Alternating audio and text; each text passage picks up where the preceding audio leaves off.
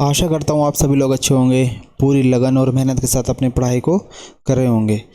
Math practice set number 6 हम आपके लिए लेकर आए हैं, जिसमें हमने वो प्रश्न शामिल करे हैं, यानी कि वो क्वेश्चन शामिल करे हैं जो पुरानी परीक्षा में पूछे जा चुके हैं और जी इसी पैटर्न पर आने वाली परीक्षा में ऐसे प्रश्न पूछे जाते हैं। चलिए शुरू करते हैं। क्वेश्चन नंबर 1,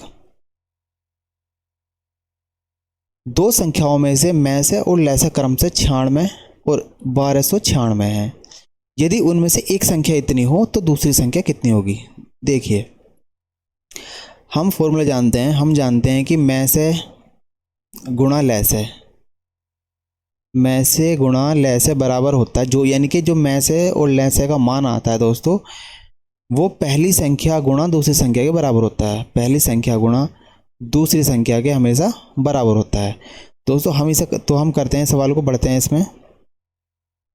तो हमारा मैसे कितना है 96, तो 96 96 गुणा 1296 बराबर, माना हमारी दूसरी संख्या x है, पहली संख्या हमारी उनमें से 144, तो दूसरी संख्या माना हमारी x। देखिए क्या कर सकते हैं हम, 12 8 96 और 12 12 144, और हम इसे काट सकते हैं हम, 12 एकम 12 और जी 0 और 12 अट्ठे 96। तो दोस्तों x का मान आएगा हमारा 8 गुणा में 108, गुणा करेंगे 108 के 8 में, 8 गुणा में 108, 8 8 64, 64 का 4, 6 कैरी, 8 0 0, 6 8 एकम 8, 864। ऑप्शन नंबर डी इसका सही उत्तर होगा। बस ये ध्यान रखना है कि एलसीएम इंटू एचसीएफ बराबर पहली संख्या गुणा में दूसरी संख्या, इनका मान आपस में हमेशा बराबर होता है। चलते हैं क्वेश्चन नंबर 2 की ओर। दो प्राकृतिक संख्याएं 3 और 5 के अनुपात में है। यदि इनका गुणनफल 2160 हो तो बड़ी संख्या बताइए। देखिए, 3:5 में इनका अनुपात दिया गया है, तो माना वो हमारी संख्या होंगी 3x और जी 5x, और उसने कहा है कि इन संख्याओं का गुणनफल है 1260। हमारी संख्या का गुणनफल कितना बैठेगा, 3x गुणा में 5x, जो कि इनका मान दिया है इन्होंने 2160। तो 3 पंजे 15 और x स्क्वायर बराबर 2160।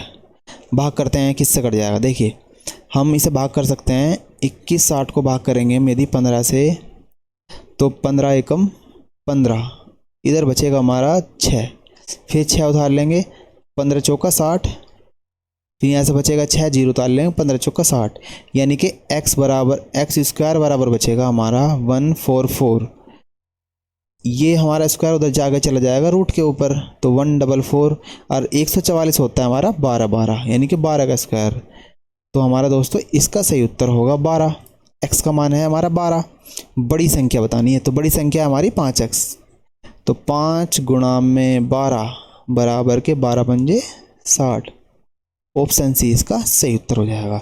आप इस प्रैक्टिस सेट से जितने % सही कर पा रहे हैं, कृपया उसको कमेंट बॉक्स में ज़रूर बता दें। बढ़ते हैं क्वेश्चन नंबर 3 की ओर। निम्नलिखित संख्याओं का औसत कितना होगा। 72 48 76 66 80 और 60।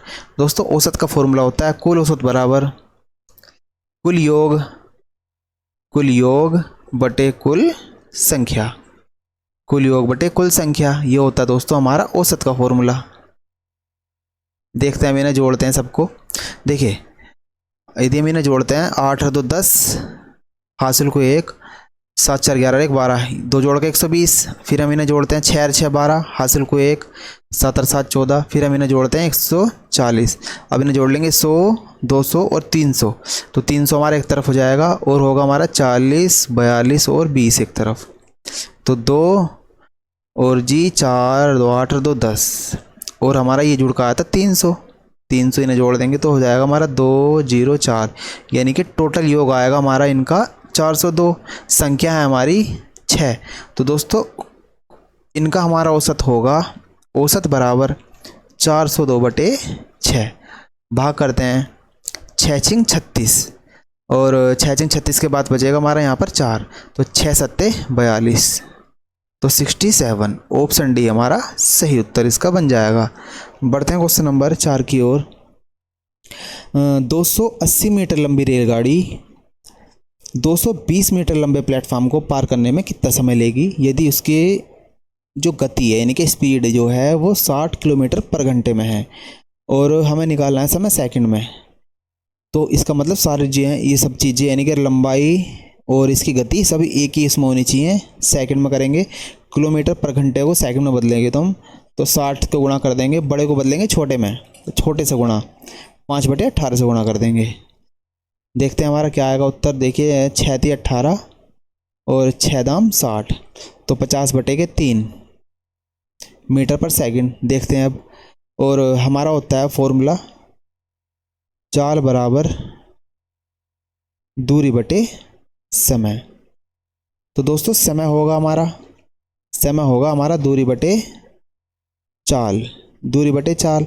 तो हमें निकालना दोस्तों समय, तो हमारा समय बराबर होगा T4 टाइम बराबर होगा दूरी है हमारी, दूरी हो जाएगी हमारी 280 मीटर लंबी ट्रेन है और 220 मीटर लंबी हमारा प्लेटफॉर्म, तो 0.05 यानी कि 500 मीटर। तो दोस्तों 500 को भाग करेंगे हम किससे, 50/3 से।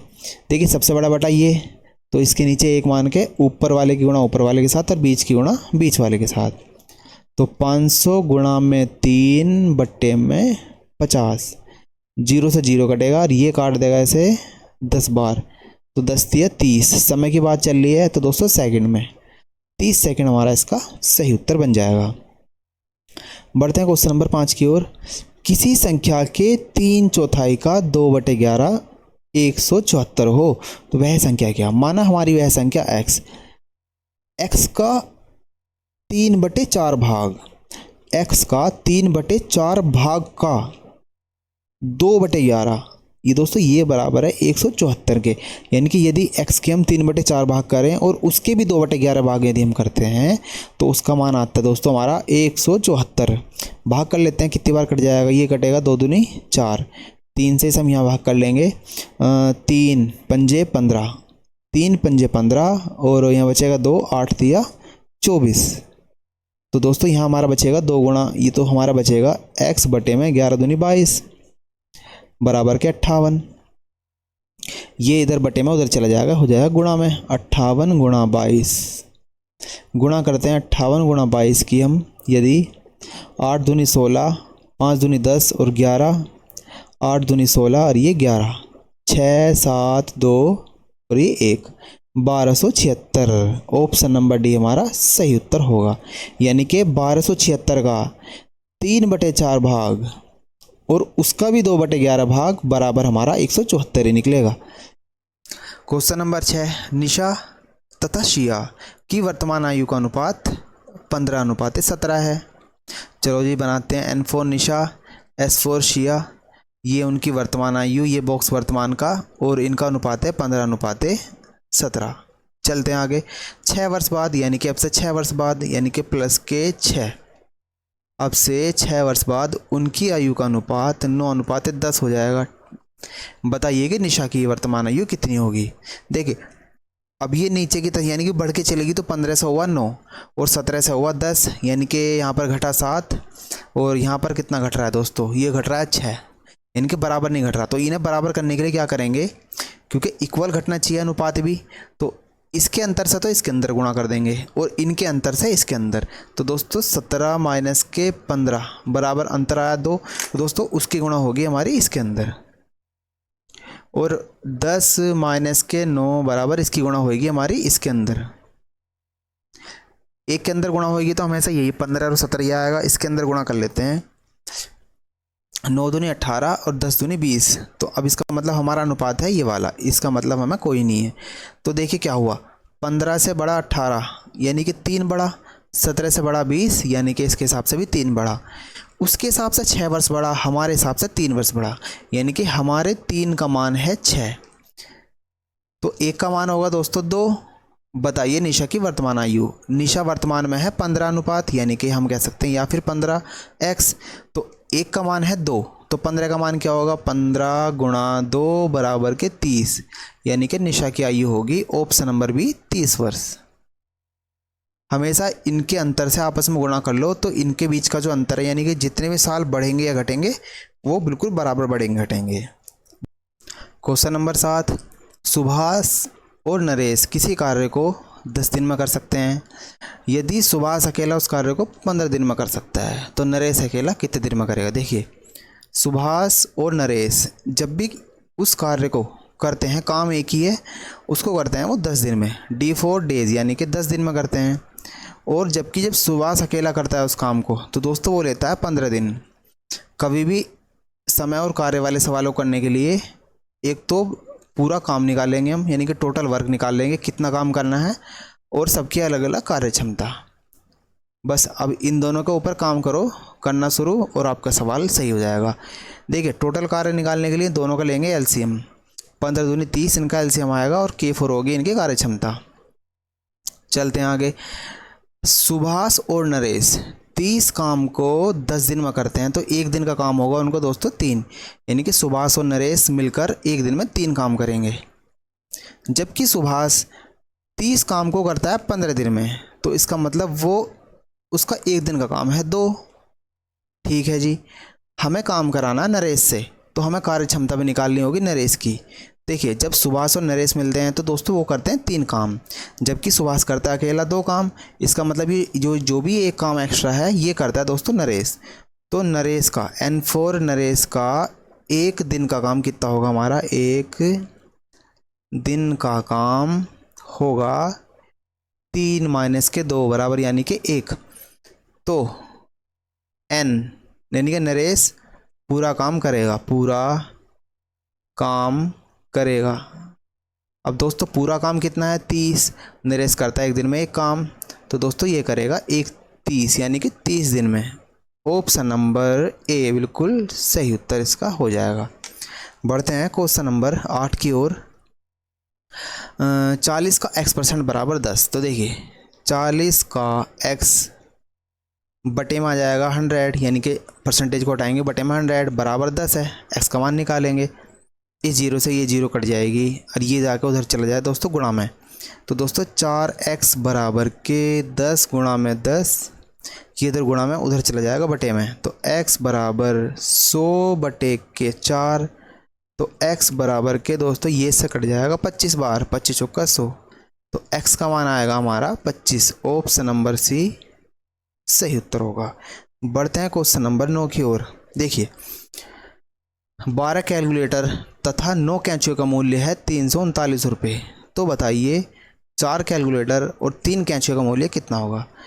C4 कैलकुलेटर और K4 कैंची, चलिए देखते हैं। उसने कहा कि 12 कैलकुलेटर प्लस के 9 कैंचियों का मूल्य है इतना।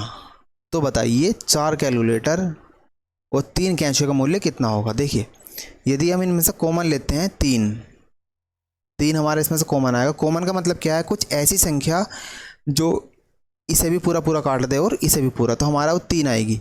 तो 3 चौक 12 यानी कि 4 कैलकुलेटर प्लस के 3 तिया 9 यानी कि 3 कैंची बराबर होगी हमारा एलसीएम है दोस्तों इनका सबका 3, 1339। एलसीएम आएगा बाहर की तरफ, ये गुणा में उधर चला जाएगा बटे में। तो 4 कैलकुलेटर प्लस 3 कैंचियों का मूल्य होगा हमारा, इधर इसे भाग कर देगा 339 बटे में 3, 3 एकम 3, 3 एकम 3, 3 तिया 9, यानी कि ऑप्शन नंबर डी 113 रुपये। Question number 10। एक स्कूल में लड़के तथा लड़कियों का अनुपात है 2:3। ये दोस्तों तो B4 बॉय और G4 गर्ल, तो दोस्तों इनका अनुपात है 3:2 यानी कि 2:3। 25% लड़कों को तथा 20% लड़कों को छात्रवृत्ति मिलती है। 20% लड़कों को छात्रवृत्ति मिलती है, या हम ऐसा कह सकते हैं कि 80% लड़कों को छात्रवृत्ति नहीं मिलती। दोनों का एक ही मतलब है, इनको मिलती है इनको नहीं मिलती। आगे चलते हैं। 20% ये लड़कियों का था, ये G4 गर्ल्स 20% लड़कियों को छात्रवृत्ति मिलती है तो 80% को नहीं मिलती। जबकि B4 बॉयज़ 25% लड़कों को छात्रवृत्ति मिलती है। तो इसका मतलब ये हुआ कि 75% लड़कों को छात्रवृत्ति नहीं मिलती। तो बताइए उन छात्रों को प्रतिशत क्या है जिनको छात्रवृत्ति नहीं मिलती। तो हम काम करेंगे इन पर। देखिए परसेंटेज की बात आई, माना लड़के होंगे हमारे कितना, मान लड़के होंगे 200, वो लड़कियां होंगी 300, क्योंकि उनका अनुपात हमेशा यही आना चाहिए, कुछ भी मान सकते हैं, अनुपात हमेशा 2:3 रहना चाहिए। तो कितने लड़कों को छात्रवृत्ति नहीं मिल रही, देखिए लड़कों में मिल रही है 75% को नहीं मिल रही, तो 200 का 75% हम यही ना निकाल लेंगे, इधर करते हैं हम, तो 200 का 75 बटे में 100, इनसे कट जाएगा दोस्तों 2 बार, और ये 2 गुणा के 75 बराबर के 150। इसका मतलब ये हुआ कि 150 तो लड़कों को छात्रवृत्ति नहीं मिल रही, ये नहीं मिल रही छात्रवृत्ति। बढ़ते हैं आगे, और हमारा 80% लड़कियों को नहीं मिल रही, तो लड़कियां हैं हमारी 300, तो इन्हें इधर निकालते हैं, तो 300 का 80% हटेगा, नीचे बटे में 100, 00 से 00, और 8 3 गुणा में 80 बराबर के 240। तो दोस्तों हमारी 80% लड़कियों को छात्रवृत्ति नहीं मिल रही, तो 300 का 80% होगा हमारा 240। तो बताइए कितने छात्रों को छात्रवृत्ति नहीं मिल रही है परसेंट में। देखिए 0, 9 और 3, 390 विद्यार्थियों को छात्रवृत्ति नहीं मिल रही, जबकि विद्यार्थी हैं हमारा 300 प्लस के 200 यानी कि 500। तो हमें ज्ञात करना है, तो 390 500 का कितना परसेंट होगा। 2 जीरो से ये 2 जीरो कट जाएंगी, इससे हम भाग करेंगे, 5 सत्ते 35 और 5 अट्ठे 40, यानी कि 78% छात्रों को छात्रवृत्ति नहीं मिल रही है।